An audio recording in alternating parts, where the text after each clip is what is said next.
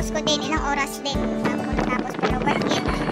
Grabe, nakita ko siya sa Shopee, tapos nagustuhan ko pang lagayan din ng patungan ng TV.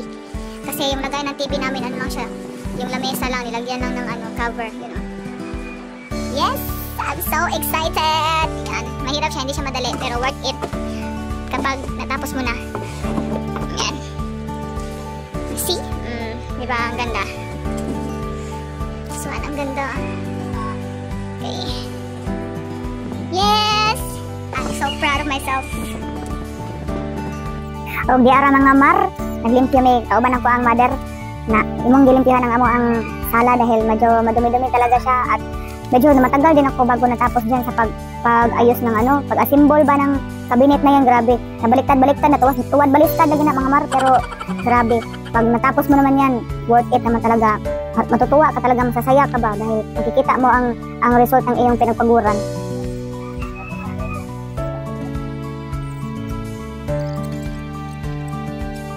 Nakita ko pala yung cabinet na yan doon sa Shopee.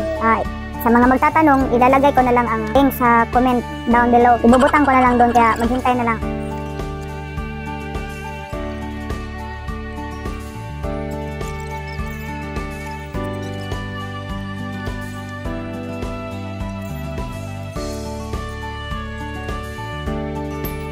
Napakamura lang din yung mga mar kasi nasa ano lang yan, mga 1,000 mahigit lang yan.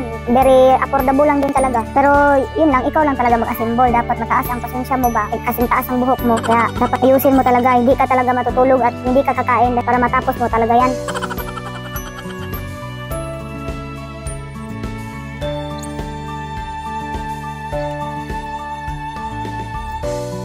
Bitaw mga mar, iba't kasi talaga ang pakiramdam kapag ikaw talaga yung mag-aayos at maglilinis ba, tapos makikita mo talaga yung outcome kasi parang kang na-inlove ba, yung pakiramdam mo talaga yung kumakabog-kabog ang iyong tiyan.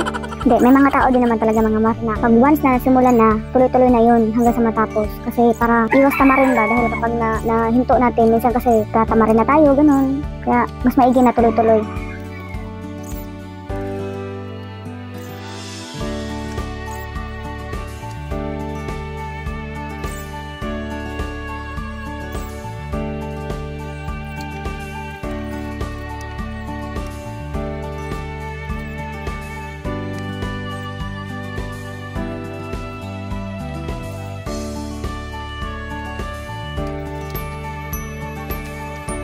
Ayun na siya mga mar, tapos na siya, ang ganda at naaliwala siya sa mata.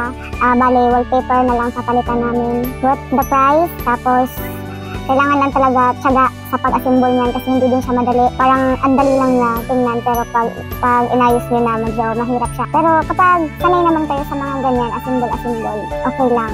Kasi ako, medyo nahihirapan ako ng konti. At least, okay naman na siya. Then, next time ulit update ko kayo para sa next naman natin na vlog. Thank you so much guys for watching. Please like, follow, and share. Thank you so much. God bless.